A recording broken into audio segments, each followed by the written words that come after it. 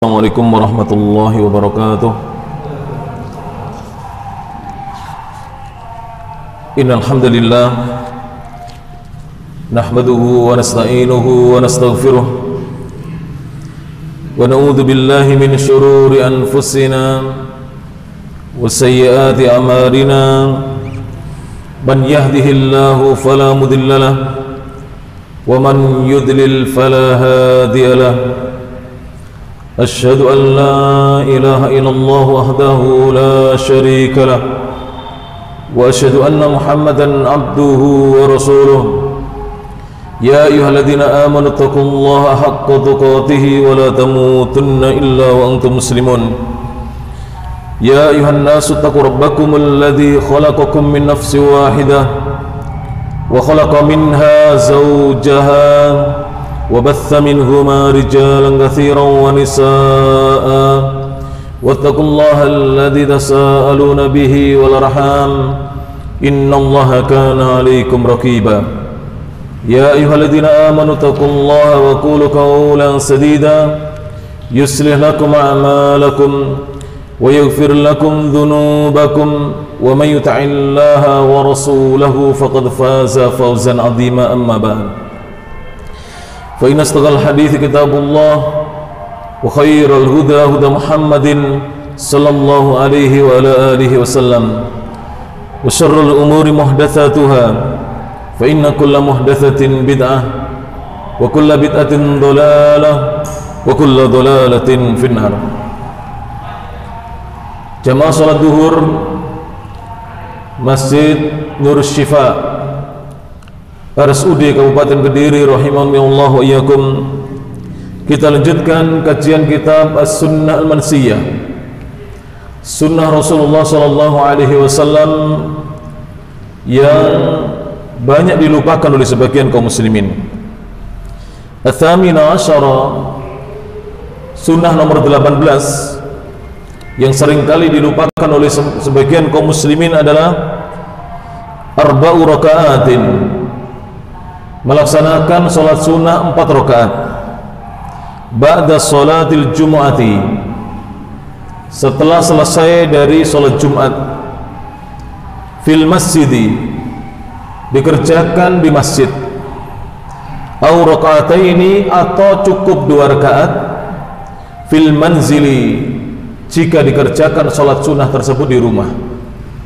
Dan ini termasuk sunnah Nabi sallallahu alaihi wasallam yang mungkin sekarang ini sudah mulai dilupakan oleh kaum muslimin. Kita baca hadisnya. An Abi Hurairah radhiyallahu anhu, dari sahabat yang mulia Abu Hurairah.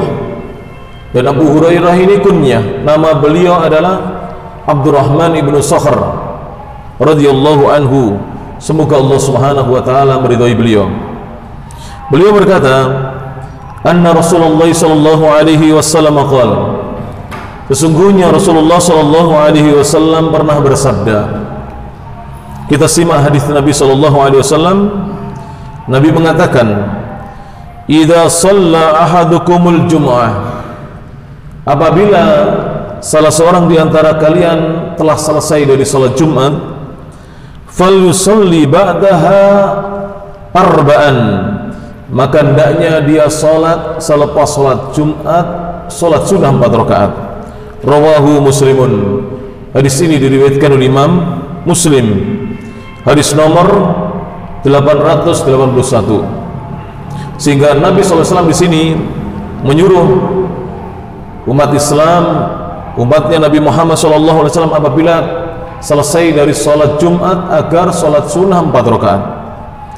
Di dalam hadis yang lainnya, An Abdullah bin Umar radhiyallahu anhuma, dari sahabat yang mulia Abdullah bin Umar, semoga Allah subhanahu wa ta'ala meridhai Abdullah dan ayahandanya.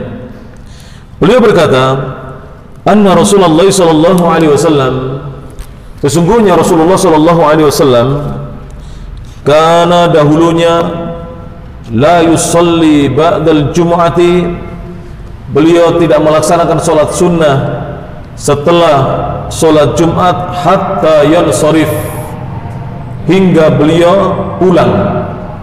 Jadi kebiasaan Nabi adalah sholat sunnahnya di rumah, bukan di masjid. Fayusalli rakaatain, maka Nabi SAW sholat 2 rakaat ba'diyah Jumat di rumah. Rawahul Bukhari, hadis ini diriwayatkan oleh Imam Bukhari, hadis nomor 937, wa Muslimun, dan Imam Muslim hadis nomor 882. Apa kesimpulan dari 2 hadis tersebut? 2 hadis itu tidak saling bertentangan. Imam Ahmad mengatakan, qala al-Imam Ahmad rahimahullah, Imam Ahmad berkata, in syaa shalla ba'dal jum'ati rakaatain. Jika seseorang menginginkan, dia boleh sholat setelah Jumat, sholat sunnah ba'diyah Jumat hanya 2 rakaat boleh. Wa in syaa shalla arba'a, dan jika dia menginginkan, dia boleh sholat hingga 4 rakaat. Tentu jika dia sholat 4 rakaat pahalanya lebih banyak dibandingkan kalau dia hanya mencukupkan hanya 2 rakaat. Ini pendapat Imam Ahmad. Qala Ibnul Qayyim rahimahullah, berkata Imam Ibnul Qayyim, semoga Allah Subhanahu wa taala merahmati beliau. Beliau berkata, qala Syekhuna Abul Abbas Ibnu Taimiyah, berkata guru kami yang mulia Abul Abbas Ibnu Taimiyah rahimahullah, in shalla fil masjidi shalla arba'an. Jika seseorang setelah sholat Jumat dia sholat di masjid, sebaiknya sholat sunnahnya 4 rakaat. Jadi jika dia di masjid 4 rakaat. Kenapa? Mengamalkan hadis yang pertama tadi. Kemudian wa in shalla fi baitihi, dan jika dia sholat di rumahnya shalla rakaatain, cukup dia sholat 2 rakaat. Mengamalkan hadis yang kedua. Sehingga 2 hadis ini bisa sama-sama diamalkan. Jika di masjid setelah sholat Jumat kerjakan 4 rakaat, 2 rakaat salam, kemudian 2 rakaat lagi salam. Jika dikerjakan di rumah cukup 2 rakaat. Undur Zadul Ma'ad, silahkan dirujuk kembali kitab Zadul Ma'ad. Inilah para jemaah sekalian rahmat Allah Ta'ala, di antara sunnah yang banyak dilupakan oleh sebagian kaum muslimin. Sebagian ulama tadi sudah kita katakan, Imam Ahmad mengatakan boleh hanya 2. Misalnya panjenengan waktunya terbatas dan mungkin di hari Jumat kadang-kadang capek, maka boleh sekalipun hanya dikerjakan 2 rakaat di masjid. Padahal afdolnya jika di masjid 4 rakaat, jika di rumah 2 rakaat. Pembahasan yang berikutnya para jemaah rahmati Allah Subhanahu wa taala, at-tasi'a asyara yang ke-19, at-taslimu 'alal baiti ghairil maskun. Mengucapkan salam kepada rumah yang rumah itu tidak ada yang tinggal di dalamnya. Jadi misalnya kita datang satu rumah, walaupun penghuni rumah itu tidak ada, kita disunahkan untuk mengucapkan salam. Bagaimana prakteknya ini para jemaah? Gampang. Panjenengan yang belum punya rumah, kadang-kadang kan kita mencari kontrakan rumah, dan pasti rumah yang mau dikontrakkan adalah rumah yang kosong. Maka ketika mau masuk rumah itu disunahkan kita mengucapkan salam. Kenapa para jemaah? Sebab terkadang sebagian rumah jika lama tidak ditinggali, maka jin-jin akan tinggal di situ. Maka kita mengucapkan salam supaya mereka tidak mengganggu kita, dan supaya mereka pergi dari rumah itu jika kita sudah siap tinggal di dalamnya. Dan nanti ada sunnah lagi, apabila kita hendak menempati rumah yang baru, baik itu rumah yang baru kita bangun ataukah rumah kontrakan, disunahkan sebelum kita menempatinya agar kita membacakan surat Al-Baqarah. Ini sunnah ini, 286 ayat. Boleh langsung dibaca sampai selesai dan boleh dicicil. Misalnya baca dulu beberapa lembar, setelah itu nanti kalau sudah tinggal di dalamnya dibaca lagi sampai tuntas, supaya apabila rumah itu didiami oleh makhluk-makhluk lain, yaitu bangsa jin, mereka segera meninggalkan rumah tersebut sebelum kita memasukinya. Di dalam hadis disebutkan An Ibni Umar radhiyallahu anhuma, dari Abdullah bin Umar radhiyallahu anhuma, beliau berkata, qal idza dakhala al-baita ghairal maskun falyakul, apabila ada seseorang masuk rumah yang tidak ditinggali, maka hendaknya dia mengucapkan assalamu alayna wa ala ibadillahi sholihin. Ucapannya assalamu alayna wa ala ibadillahi sholihin sama dengan ucapan dalam sholat kita ketika kita mengucapkan itu. Saat tahiyat kita kan mengucapkan itu pada jemaah, assalamu alayna wa ala ibadillahi sholihin.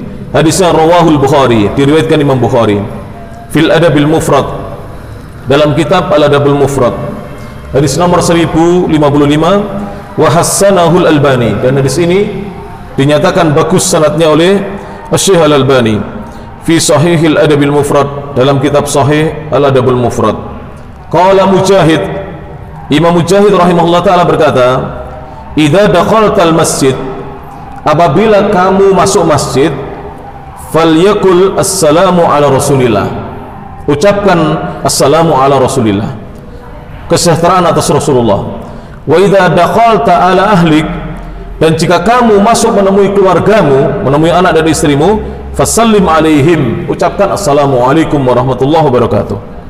Wa idza dakhalta baitan, dan jika kamu masuk sebuah rumah, laisa fihi ahad, yang tidak ada seorang pun di rumah tersebut, fakul, maka ucapkan assalamu alaina wa ala ibadillahi sholihin.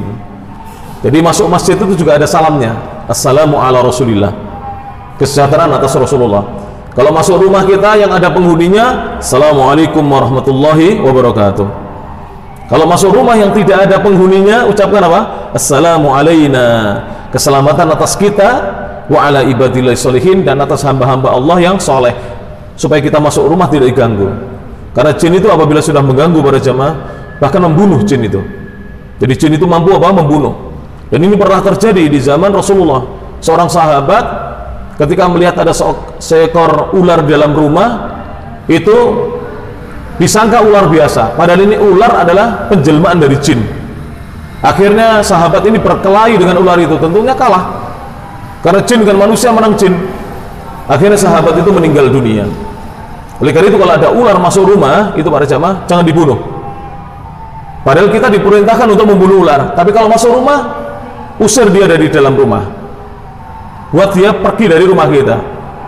Sebab kalau kita bunuh, ini kebanyakan jin, kita yang terbunuh, bukan dia yang terbunuh, kita yang terbunuh. Dan jika dia sudah diusir tidak mau keluar, diadani. Jadi diadani, seperti kita adzan mau sholat itu, Allahu Akbar, sampai dia pergi. Karena itu jin. Jelas ini para jamaah. Dan ini adalah sunnah Nabi SAW. Bisa dilihat apa yang diucapkan oleh Imam Mujahid tadi dalam tafsir Ibnu Katsir rahimahullah taala di jilid yang ketiga halaman 306. Mudah-mudahan kita bisa mengamalkan. Jadi nanti kalau masuk rumah baru yang baru kita beli, ataukah rumah yang hendak kita tempati karena kita kontrak rumah tersebut, ucapkan assalamu alaina wa ala ibadillahi sholihin, supaya kita diberi keselamatan oleh Allah Subhanahu wa taala. Demikian bisa disampaikan, mudah-mudahan bermanfaat. Akhirul kalam, subhanakallahumma wa bihamdik, asyhadu an la ilaha illa anta, astaghfiruka wa atubu ilaik, wa akhiru da'wana alhamdulillahi rabbil alamin. Assalamualaikum warahmatullahi wabarakatuh.